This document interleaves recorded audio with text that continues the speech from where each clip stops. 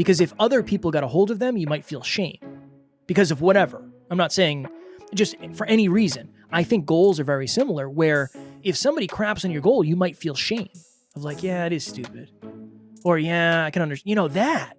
And you get stuck in that cycle of like, well, yeah, this isn't realistic. I probably shouldn't believe in this. I know this sounds crazy, but I said I'm going to stop you right there. Look at my background. The people who are crazy enough to think they can change the world are the ones who do. I said I realize that your friends and your fam bam think you're crazy. You're not. Someone has to do it. Next Level Nation, welcome back to another episode of Next Level University, where we teach you how to level up your life, your love, your health, and your wealth. The reason I'm shaking my head is because the reason I'm laughing is because Alan was shaking his head at me while I was doing the intro in disgust. We hope you enjoyed our latest episode. It was episode number 1333, How to Reframe Your Relationship with Failure. Today, for episode number 1334, Not Everyone Deserves to Know Your Goals. And I'm curious to your perspective on this, one of the hardest realizations I've had based on talking to the amazing community members we have is so many of the people that are pulling wind out of our sails are the people that are the closest to us. Yeah. And when I was thinking of a powerful episode, I thought to myself, well, if we think of it from the perspective of only certain people get the privilege of knowing where you live, only certain people get the privilege of getting your direct cell phone number, only certain people get to know certain things about you, you only spend time with certain people. I wonder if we should start holding our goals closer to our heart, especially if you don't have a very high level of belief in what you're doing, because it may only take one backhanded compliment from somebody that you care about to really throw you off track. I'll never forget, I was at, and this was like, I don't know, this might've been 3 or 4 years ago. This was a minute ago. I was at a family event. I don't know if it was Thanksgiving or Christmas. And one of my relatives asked me what I was doing, because I had just left my job, I think. So this was like 5 years ago. And I was like, oh, I'm doing the podcast full time now. And they like laughed at me. They're like, how are you going to do that full time? There's no way you're going to be able to do that full time. And I remember thinking like, you just don't get it. I was across the chasm where that would have broken my belief. For me, it was just like, you don't understand. And like, you never really have believed in me, so I don't really, whatever. It's not that big of a deal. But I'm very blessed where I had enough belief in this where that didn't break me. But in retrospect, it might have been better for me not to even say anything. I'm like, I'm just in between stuff trying to figure out what I'm going to do next. That, I'm not telling you to lie. I'm not saying that. But I do think it's like, if somebody asked you, okay, this is great. I go on a lot of other podcasts and they ask me, they say, where do you live? And I'll say New Hampshire. I'm not going to tell you exactly where I live. I have to fill out, this is interesting. And Laura, if you're listening to this, Laura does a lot of messaging to get me on shows. She's the best. I'll get an onboarding sheet and it'll say name, address, phone number, email. I never put my address in there. No. I put 123 Main Street. That's what I put every single time. 123 Main Street. I'm not going to give you my address. I don't want you to know where I live. That's not, you're not deserving of that information. That's not how it works. I'm not just going to give out my address or my cell phone number. That, I think for a lot of us, we should probably protect our dreams, our goals, our futures. We should probably protect them more and keep them closer to the heart, because for a lot of us, we're already hinging on, I don't know if this is even possible. And the last thing you need is somebody that you care about or somebody that you believe cares about you to come in and kind of pour water on that very small fire. You don't need somebody to put that out that early. I tell the story of my guidance counselor in high school, and I talked about wanting to go to MIT. MIT is the best tech school in the world, and I wanted to be an engineer, and so I wanted to apply to MIT. I didn't even know if I wanted to go. I wanted to go to WPI. But I at least wanted to apply, and my guidance counselor guided me improperly, I believe. He said, don't apply, you're not going to get in. In hindsight, I realized that he doesn't really know what he's talking about, number one. Number two, the people at MIT are looking for students like me. I had straight A's in every math class I've ever taken. number 3, he was, his performance is gauged based on how many of us get into college. So if we apply to 1,000 colleges in our class and we get into 800 of them, we have an 80% score of admission. That's what he's looking for. So he doesn't want me to apply to MIT because if I don't get in, then that makes the stats look worse. And so in some ways, he's incentivized poorly. But the point of this is not everyone deserves to know your goals. I have been guilty of being terrible at this. I tell everyone my goals. And I didn't realize the implications of it. And fortunately for me, I had enough self-belief to push through all of the toxicity and negativity. But I've been people telling me I can't do it since I was a kid. But I also understand I've also been saying some pretty audacious things since I was a kid. I tell the story about starting a company called Lazaros. My buddy Kiki and I talking about starting a video game company when we were like 11 and we were just sitting around the table. I've always been talking goals and dreams. So for me, Musket, the American Revolution, I believe, that's is the video one. game. Nice. Musket, the American Revolution. The movie The Patriot inspired that. It was going to be a first-person shooter and third-person shooter. So it was going to be third person in the macro battle scene with the cannons and all that, and then it was going to go into first person for the fighting. I'd play that. It's going to be cool. You got right? one sold right here. You get that thing one created. sold. It would have happened. I'm telling you, yeah. But no one believed in me. No one believed that would be a thing. And understandable now that I realize that most people actually, unfortunately, do not achieve their goals and dreams. So I get it. But here's my point. I've spent my whole life basically telling everyone what I want to achieve, thinking that that would connect me with people. I was so naive. You know, now that I'm 34, I reflect back. It's like, oh, yeah, no, of course not. So for me, that was like, I was so naive in this. Like, oh, yeah, I want to be a model and I want to be a fitness competitor and I want to be a CEO one day of a tech company, and all of those things are going to come true, or at least I'm working towards them coming true. You know, we're going to have tech software.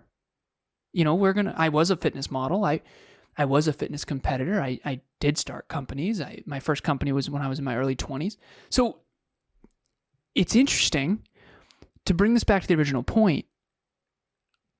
Luckily, I believed in myself enough to where I still shot my shot, which we just talked about in a different episode. But what if I didn't? What if I took all that ridicule? Last story about me, I want to shift this.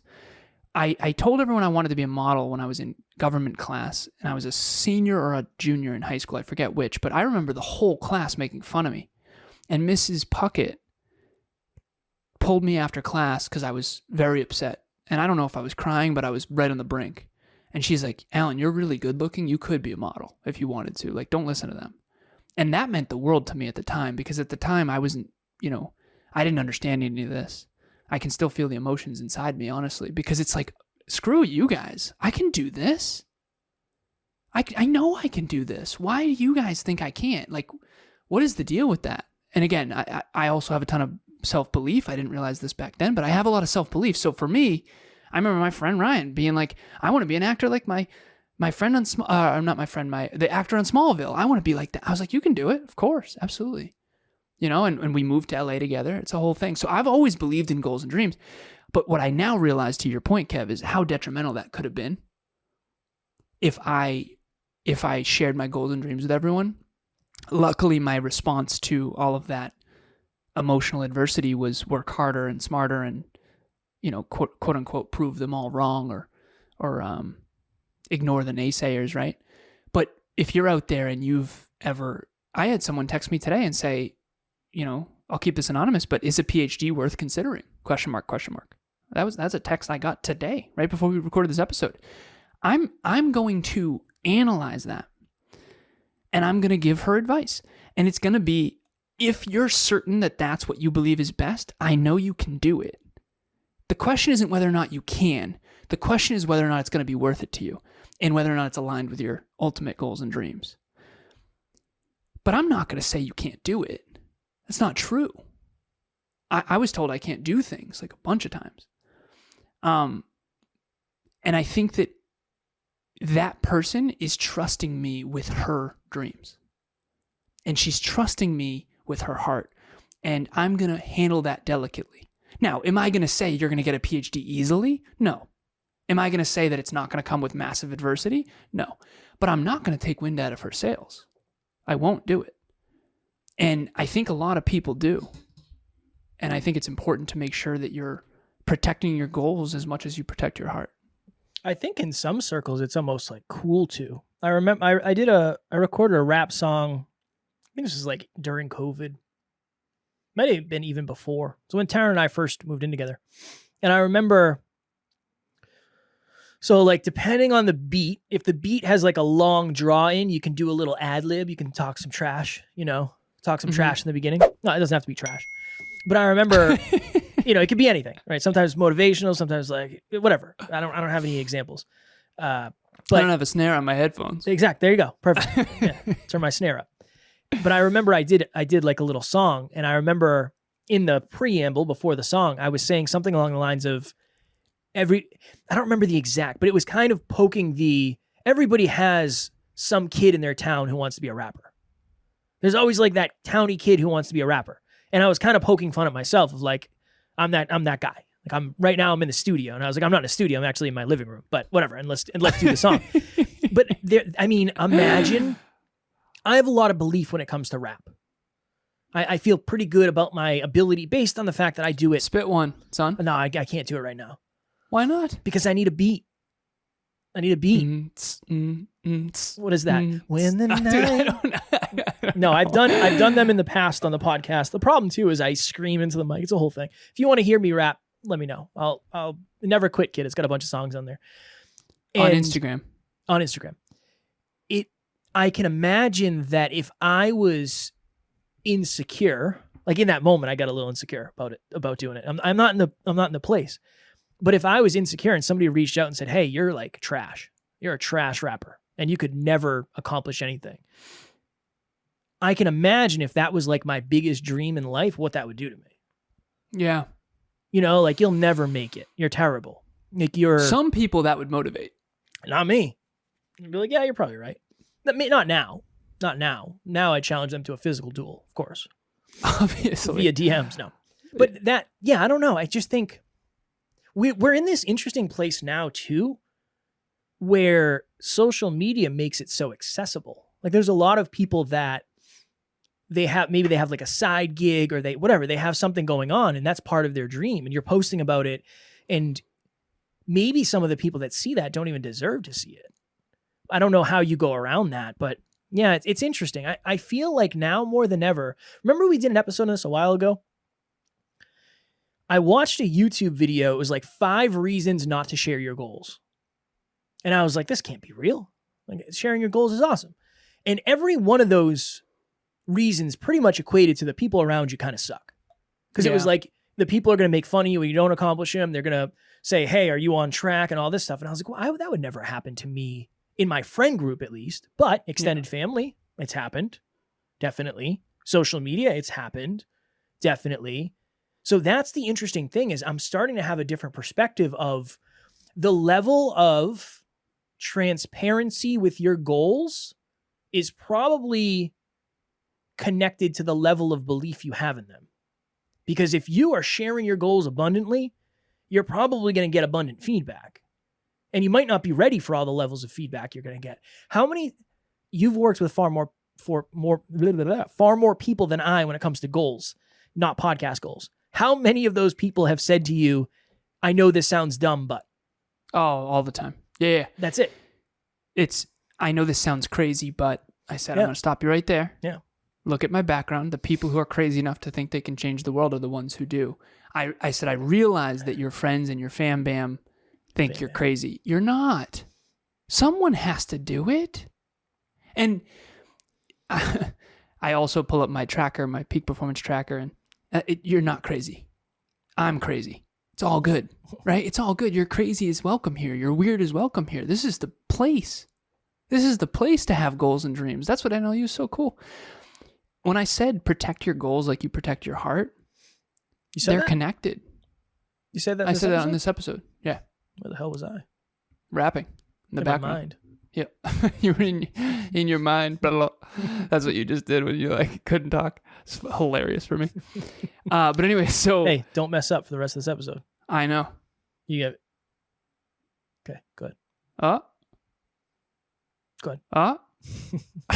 We're wasting the listeners' time. If you protect your goals like you protect your heart, the reason I say that is because your goals are your heart. If the goals, I mean, think about it. Where do goals come from? They come from a deep desire within you of something you want to accomplish. That's a serious thing. We treat it nonchalant, but it's a very serious thing. And I didn't realize how much adversity I was like. My adversity, a lot of it came from being bullied. A lot of it came from friends. I mean, I had friends vehemently, and it makes sense now. In hindsight, it's like, okay, if you're going to say that with that level of confidence, you're going to get lashback. You're going to get a lot of feedback. And they think they're helping you and, you know, all that. And maybe in some cases they are. You know, feedback can be constructive, but a lot of times it's not. And I remember I was on the phone once with an NLU team member, and she said, honestly, Alan, I'm too scared to share my goals with my friends and family. And at the time, this is probably a year ago, I was like, in my head, it's like, why? And she's like, I don't believe in myself enough to where if they were to say anything negative, I think I wouldn't try. And I was like, oh.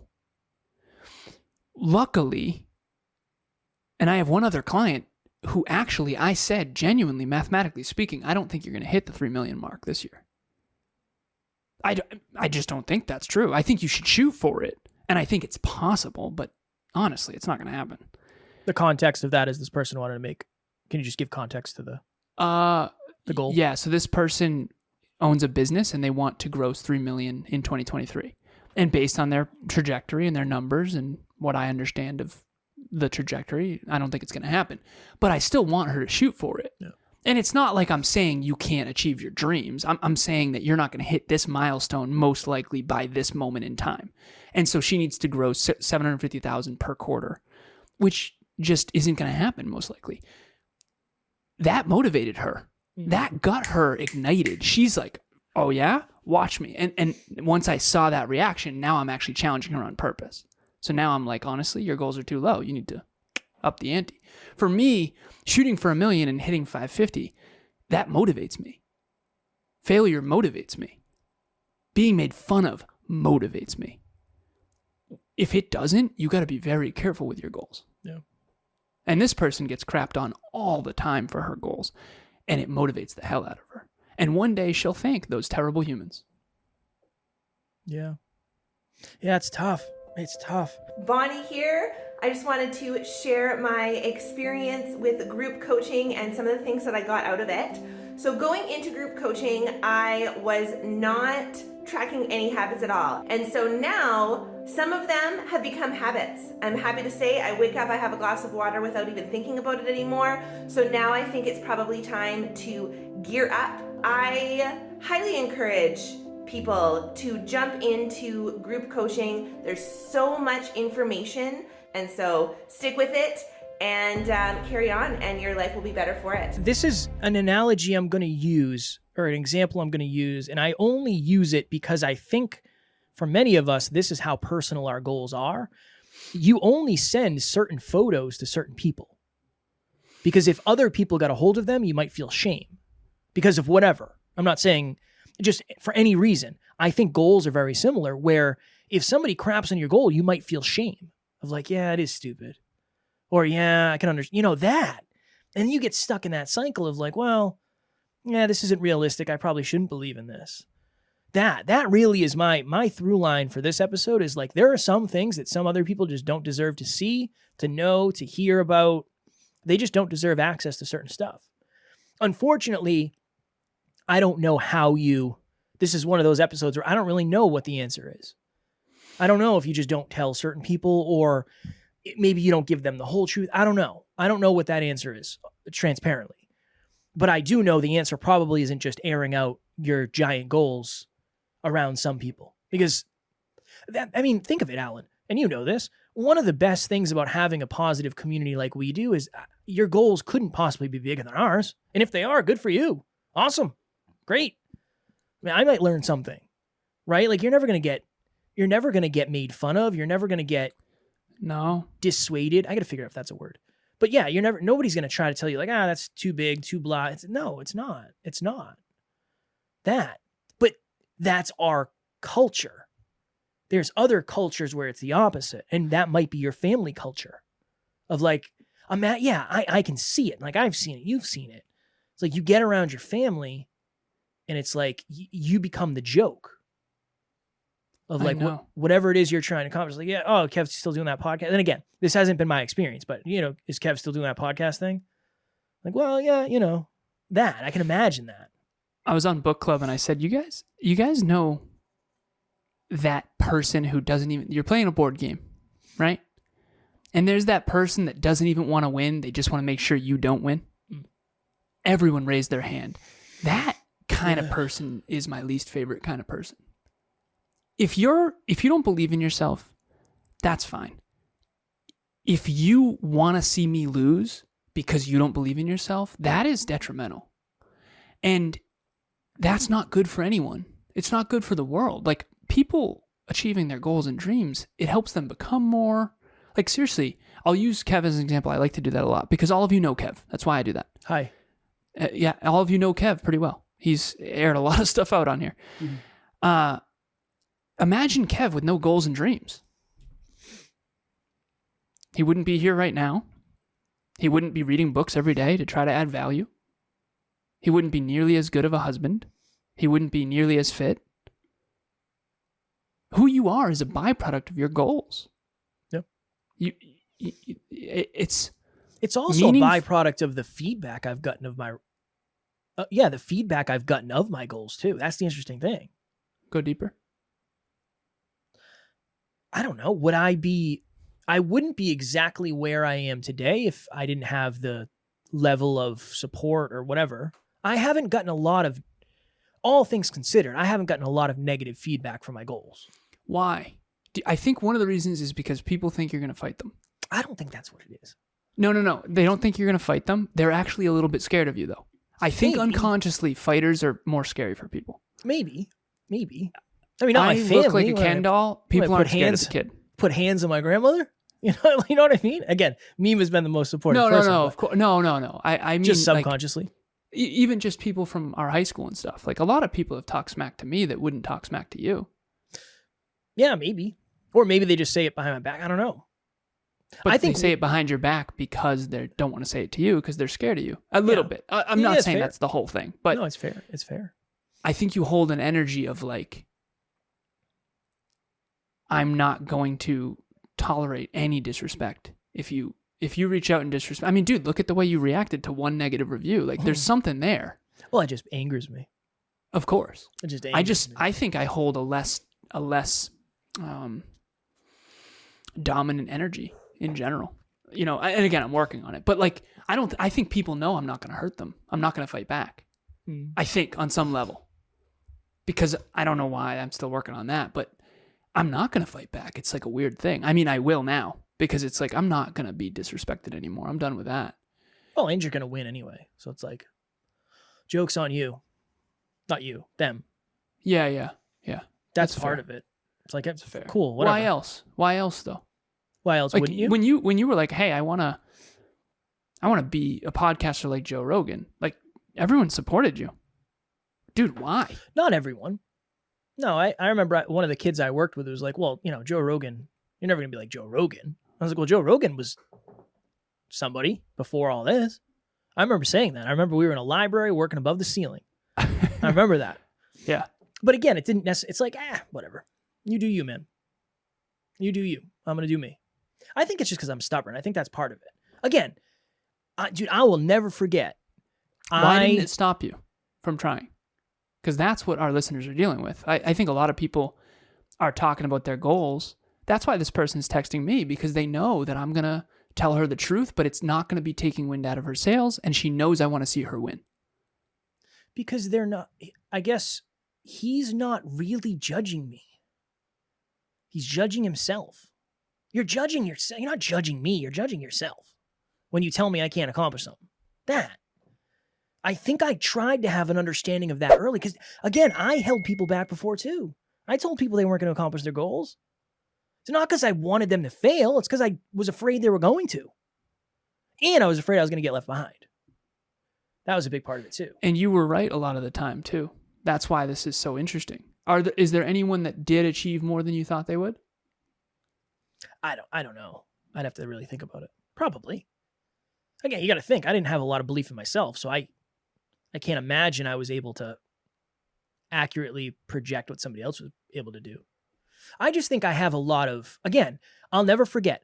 I was working at the building supply place, and I went in, and the way it was set up was there was a counter, and you could buy products like in the place. It was like a storefront / logistics center. And I went in, and the big bosses had offices like in the back of the store up some steps. And I remember I went in and I was talking to the people at the front desk, and I was like, yeah, I quit. I'm done. I think I'm going to be done here. I'm going to go try to be a firefighter. And I remember a couple of them came out and they're like, you're just going to leave without a job? And I was like, yeah. It's not my first rodeo. I've done this before. I'm a veteran at this. I do this all the time. I don't want to work here anymore. And that was it. I think I was just like done. That was either my 2 weeks or it was just like, I'm not coming in. I'm done. I'm done here. But I think for me, it was like, I kind of want you to judge me. I don't know why. Yeah. I kind of want you to. You're driven by it. That's okay. Maybe more than I realize. Maybe more than I realize. Definitely. But I don't expect the audience to be. If you're not, that doesn't mean anything. Doesn't mean anything bad. And if you're not, it's important to know that. Definitely. Dude, that's one of the cheat codes that you've been running unconsciously. Yeah, fair. There's no way you would have gotten here if being judged wasn't motivating for you. Fair. Why were you harder working than everyone else in the gym? Why were you harder working when you wanted to be a fighter? Why were you harder working? Like, why are you harder working? I want to win. The underdog. Yeah, that's part of it. You're the underdog. No one believes in you. Or not no one, but, you know, it's... There's certain people that don't. I don't know. I'm still not sure. You and I grew up, I think, unconsciously, there were a lot of people who didn't think we'd become much. Definitely. Because of, you know, our environment growing up and small town and all that. I felt that way for sure. I think that in some ways, when I got to high school, people started to believe that I'd be something. But as a little boy, I don't think so at all. You know? And luckily, my mom did believe in me. And I just think that you and I were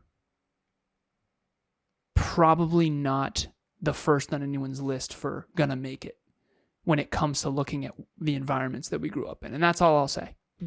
That's fair. But if our listeners, you know, not everyone deserves to know your goals. If you are motivated by the haters, quote unquote, or the naysayers, yeah, loud and proud, share your goals because it's just going to motivate you. But if you're not motivated by that, you've got to be very careful with who you let into your heart. Definitely. Yeah, hold your goals tight like you'd hold something, you know, anything else that's very valuable to you. Because the interesting thing about goals is you never really have them. That's the interesting thing is like right now you're just holding on the idea of them. And if somebody comes in and rains in your parade and you don't think it's possible, it's not like you can just hang on to them and leave with them. It's not like a prize that you get to leave with. It's like the second you stop believing is the second you stop trying. And when you stop trying, it becomes impossible. So don't give somebody else the power to turn off that possibility for you. It's fire. You dig? I do. One of our highest hitting episodes, I won't say to date, but in recent history was based on how to stay consistent with something over the long run. Because I think as human beings, sometimes starting stuff is easy, but continuing to do that over and over again, every day, every week, to actually get results can be challenging. So join us June 1st, 2023, 6 p.m. Eastern Standard Time, our next monthly meetup, How to Stick with Something for the Long Run. It is totally private. It's behind the scenes. The link will be in the show notes, I think, to register. But it's not recorded. You don't have to be on camera. You don't have to ask questions. You don't have to participate. You can be a fly on the wall, or you can use it as an opportunity to get outside of your comfort zone. And that might be an opportunity for you to talk about your dreams and your goals. And if you've not yet attended book club, now is the time. Take a chance. Keep your camera off. Keep your microphone off. You don't have to participate. Do it on your drive, Saturday, whatever, picnic, whatever you're doing. It's springtime. Participate as much as you want or as little as possible. Or as little as you want, rather. I shouldn't say as little as possible. We are reading a book called How Emotions Are Made. My mind is blowing with this book. As a matter of fact, even at the beginning of this episode, Kev, you said that I was shaking my head in disgust, and I had a moment. I was like, no. That's the wrong emotion. I wasn't feeling disgust. What I was feeling was laughter because you're funny, and also a little bit of massive disappointment. I'm kidding. But here's my point. How Emotions Are Made is blowing my mind because when you can name what emotion you're feeling, you can now choose what to do with it. And this book is digging deep into all of that. I can't pretend to be insanely emotionally intelligent. I think that's actually where I'm lacking. So it's just as good for me as it is for many of you. Join us Saturday, 12:30 p.m. Eastern Standard Time. Here's what I'll say about book club. I am certain you will learn something you would not have learned if you attend. And I am certain that will help your life in some way. It's going to be difficult to connect the improvements in your life to the fact that you came to book club. But I promise you, if you come to book club and get around these people are amazing. The books are amazing and the people are amazing. It is going to change your world through osmosis. I hope you join us. And it's a great way to read more. If you're somebody who struggles with reading consistently because you don't have anybody to talk to about what you're reading, that's a great opportunity as well. Tomorrow, 100%. Excuse me? 100%. 100%.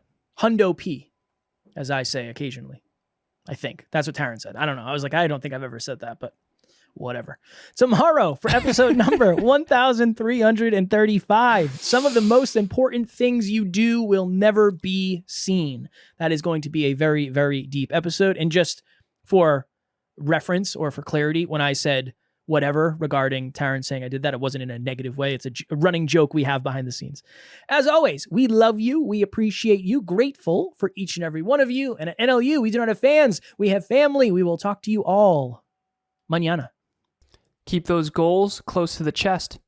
Next Level Nation.